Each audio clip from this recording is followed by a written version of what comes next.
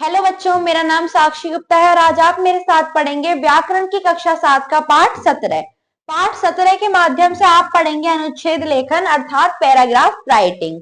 आइए जानते हैं कि अनुच्छेद होता क्या है। अनुच्छेद शब्द अंग्रेजी भाषा के पैराग्राफ शब्द का हिंदी पर्याय है। अनुच्छेद निबंध का संक्षिप्त रूप होता है। इसमें किसी विषय के किसी एक पक्ष पर 80 से 100 शब्दों में अपने विचार व्यक्त किए जाते हैं। कितने शब्दों में? 80 से 100। अनुच्छेद लिखते समय निम्नलिखित बातों को ध्यान में रखना चाहिए। क्या? प्रथम है, अनुच्छेद लिखने से पहले रूपरेखा, संकेत बिंदु आदि बनानी चाहिए। अनुच्छेद में विषय के किसी एक ही पक्ष का वर्णन करना चाहिए। भाषा सरल, स्पष्ट और प्रभावशाली होनी चाहिए। शब्द सीमा को ध्यान में रखकर ही अनुच्छेद लिखना चाहिए। आइए देखते हैं, निम्नलिखित अनुच्छेदों को ध्यान पूर्वक पढ़िए तथा अनुच्छेद लेखन का अभ्यास कीजिए। प्रथम अनुच्छेद है आपका बाल दिवस। बच्चे किसी भी देश के भविष्य होते हैं, यही कारण है कि आज दुनिया के सभी देशों में किसी न किसी रूप में बाल दिवस मनाया जाता है। हमारे देश में 14 नवंबर जो स्वर्गीय जवाहरलाल नेहरू का जन्म दिवस है को बाल दिवस के रूप में मनाया जाता है। नेहरू जी को बच्चों से बहुत प्यार था। बच्चे उन्हें चाचा कहकर बुलाते थे।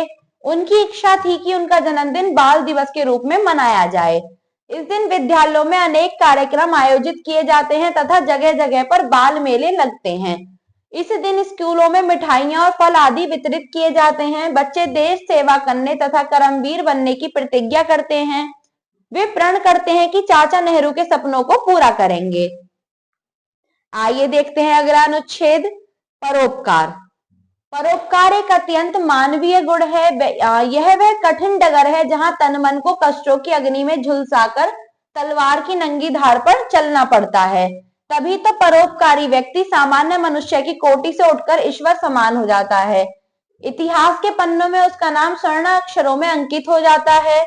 सिद्धार्थ ने समस्त सांसारिक सुख त्याग कर निर्माण का मार्ग चुना। फिर सिद्धार्थ से बुद्ध हो गए।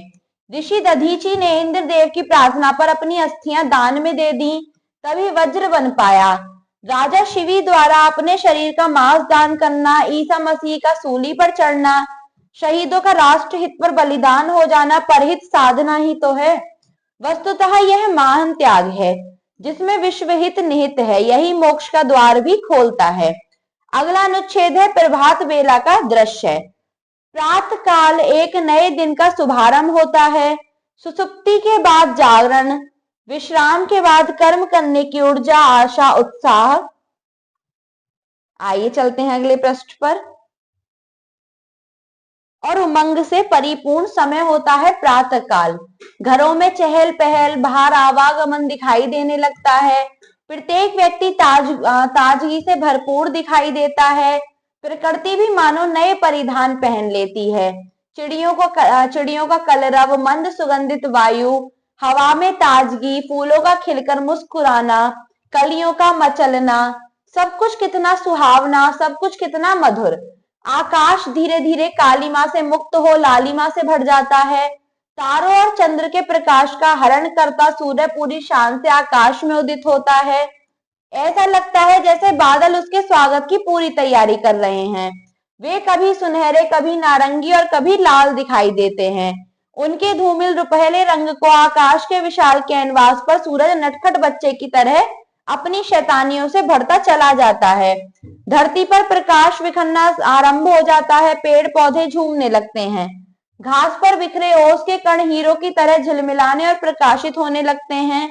नीला सागर लाल और रूपहला पर्वत सुनहरा हो जाता है।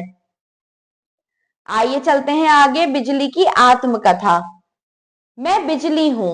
अंधकार को दूर भगाकर सर्वत्र प्रकाश फैलाना मेरा काम है। गर्मी की तपन को मिटाकर शीतल करना और शीत की कड़कड़ाती ठंड को गर्मी से भरना मेरी पहचान है। मैं मानव के जीवन के साथ संसार में आई, लेकिन 200 वर्ष पूर्व विलियम गिलबर्ट ही मुझे पहचान पाए।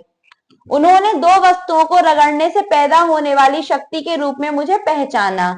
आज सर्वत्र मेरा साम्राज्य है। मानव जीवन का कोई भी कार्य मेरे बिना संभव नहीं होता। जहां तक देखो मैं ही काम में लगी हूँ। रेलगाड़ियों को पटरी पर दौड़ाने, कल कारखानों में उत्पादन करने, एसी पंखे के हिलने के पीछे मैं ही हूँ। किसान के खेत से लेकर घर में खाना पकाने तक मैं ही उपयोगी हूँ। मेरे बिना विज्ञान, कंप्यूटर, फैक्ट्री सब निस्सहाय हो जाते हैं। संसार के सभी प्राणी मेरी उपयोगिता जानते हैं।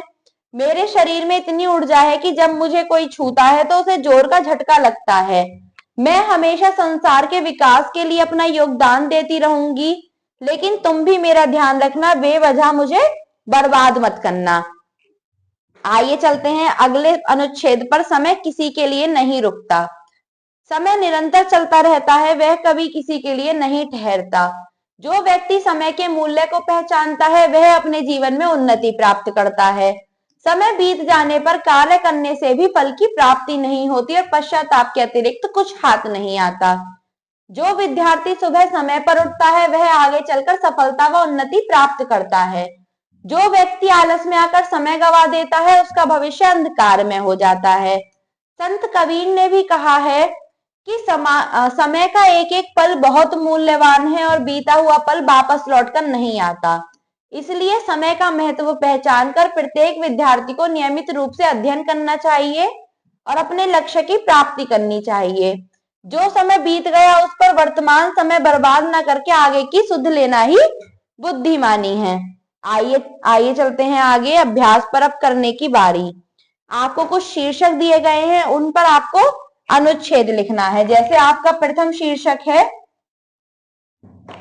मित्रता। इसमें आप बता सकते हैं, कोई भी मित्रता का एक उदाहरण दे सकते हैं। मेरे प्रिय अध्यापक। आप जिस भी विषय के अध्यापक को प्रिय मानते हैं आप उन अध्यापक के विषय में लिख सकते हैं। उनकी अच्छाई, उनकी बुराई, जो भी आपको अच्छी लगती हो।